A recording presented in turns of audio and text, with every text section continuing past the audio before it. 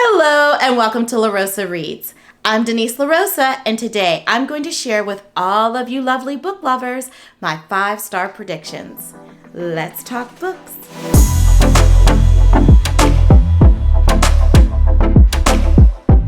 All right, let's dive into some of my 5-star predictions.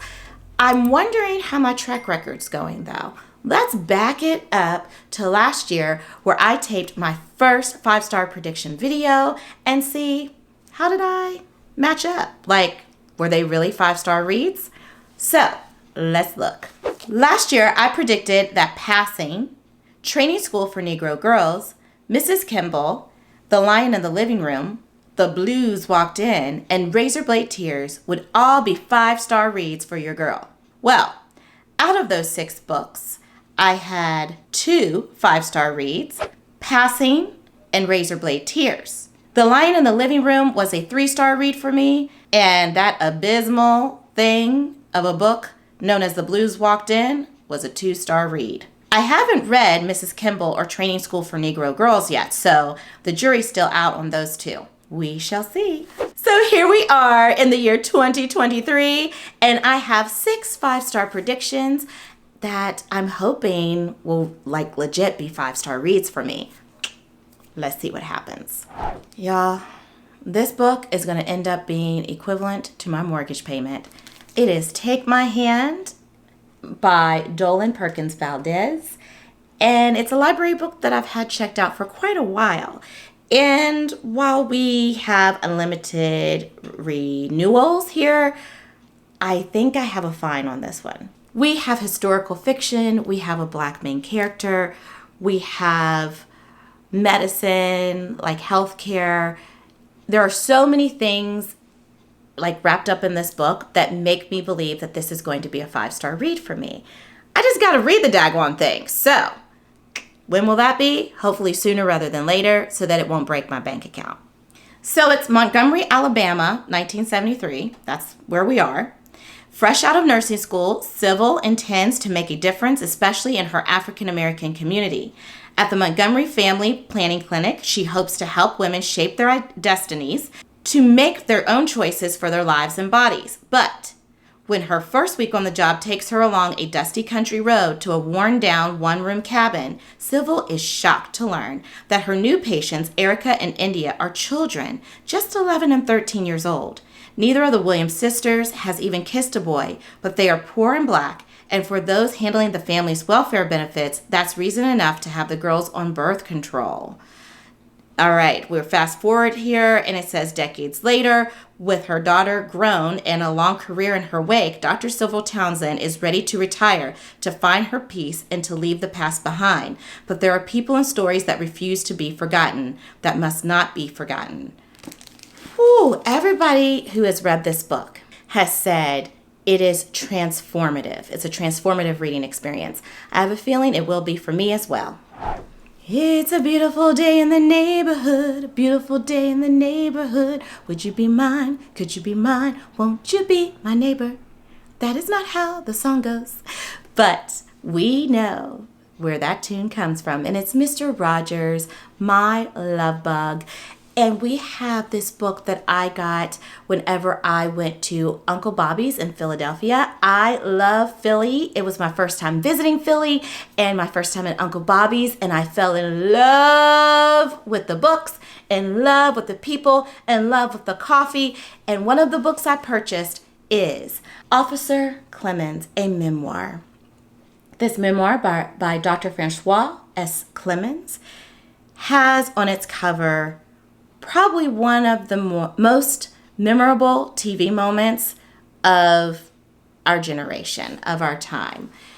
This was an episode of Mr. Rogers' Neighborhood that spoke volumes, and the way it was done was so developmentally appropriate and so moving. We have Officer Clemmons visiting Mr. Rogers, and they're talking about swimming and whatnot. And you see both men have their toes dipped in the same little wade pool. And for a Black man and a white man to be sharing this space together was a moment. It was a moment. Officer Clemmons has quite the story to tell about his life.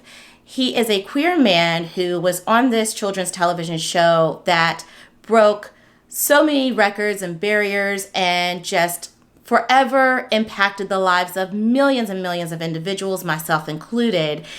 And so we have him like acting this role while also being a queer man in the 70s, and also being a queer man in the 70s that was an actor on a children's show. I can only imagine what Officer Clemmons, I'm still calling him Officer Clemmons, what Mr. Clemmons is going to tell us about his life. I'm also curious to know about his relationship with Mr. Rogers.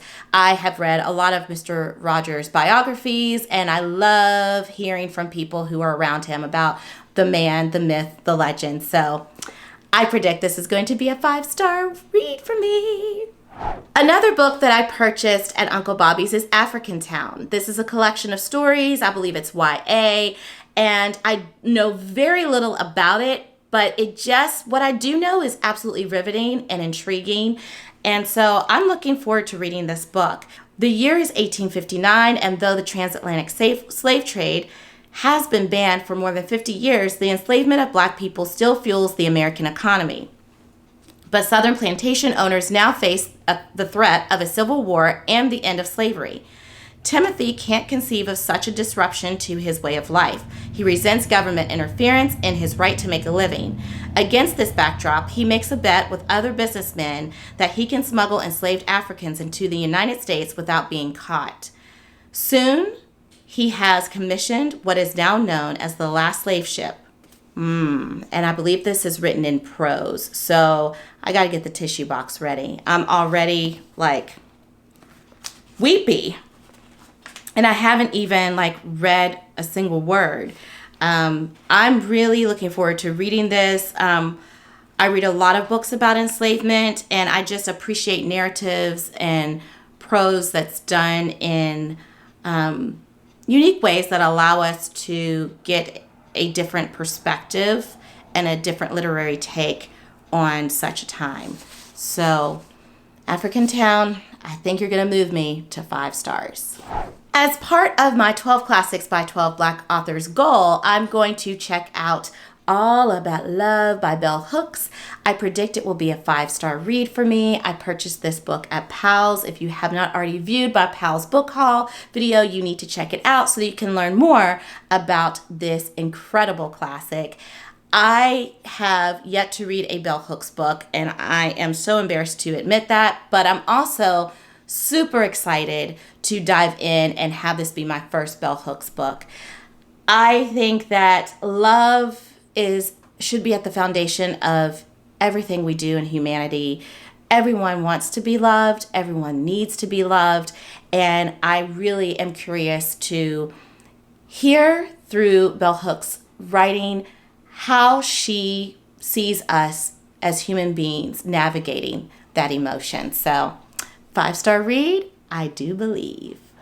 My love bug, my book friend, and favorite pop R&B singer, A. Marie, gifted me The Attic Child, and I am so excited to read this book. I first have to thank her because this is a book that's been on my TBR for a long time. It was one of her A. Marie's book club selections a while ago, and I didn't get a chance to read it then, but I'm looking forward to reading it in the near future. My understanding is there is this home, and both a Black enslaved boy and a white child have been either killed in this home or died in this home, and their ghosts are still navigating this space.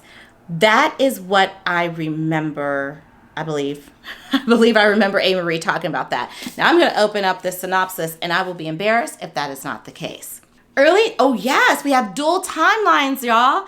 Early 1900s, taken from his homeland, 12-year-old Celestine spends most of the time locked away in the attic of a large house by the sea. And then in 1974, Laura, a young orphan girl born into wealth and privilege, finds herself trapped in the same attic. Searching for a ray of light in the darkness of the attic, Laura finds a message carved on the wall, written in an unidentifiable language, and under the floorboards, an old-fashioned pen, a porcelain doll, and a beaded necklace, providing comfort for her when all hope is lost. These clues will lead her to uncover the secrets of the attic.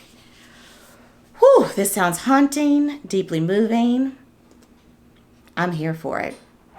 I am so sad that I have yet to read this book. This is a romance novel that I snatched up at a bookstore and could not wait to dive in, and yet it's been I think, nearly a year since I purchased it. So what happened? Who knows? But I do know American Royalty is a 5-star prediction for me. We have this cutie patootie prince.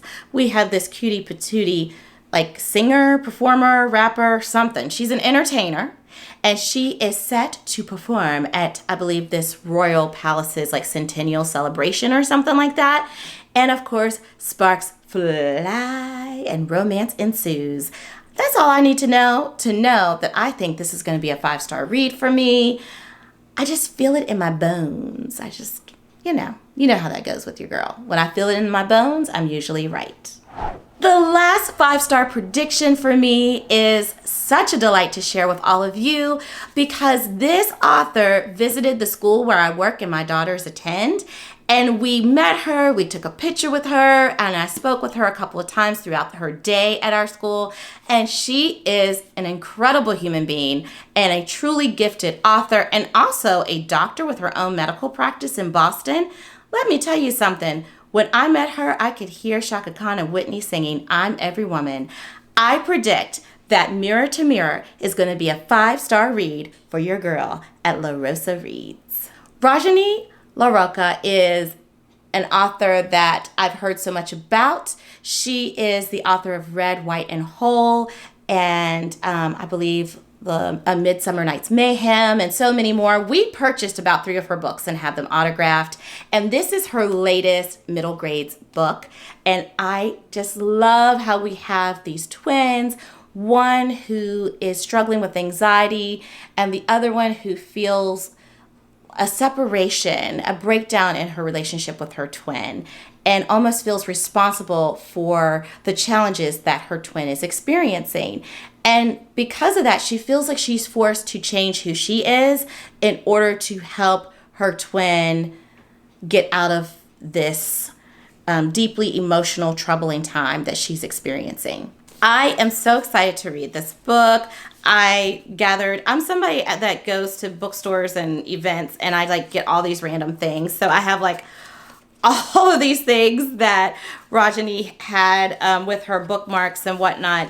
And I am looking forward to reading this book. It's written in verse, which I love. I love books written in verse. I just am looking forward to learning more about these characters, and what a great representation. This Indian American author is really doing some good work for our young readers and adult readers alike. So, Mirror to Mirror, 5 stars, I predict for you. All right, these are my 5-star predictions. Wish me luck, friends. What are your 5-star predictions? Let me know by hopping over in the comments. And until next time, happy reading. Bye.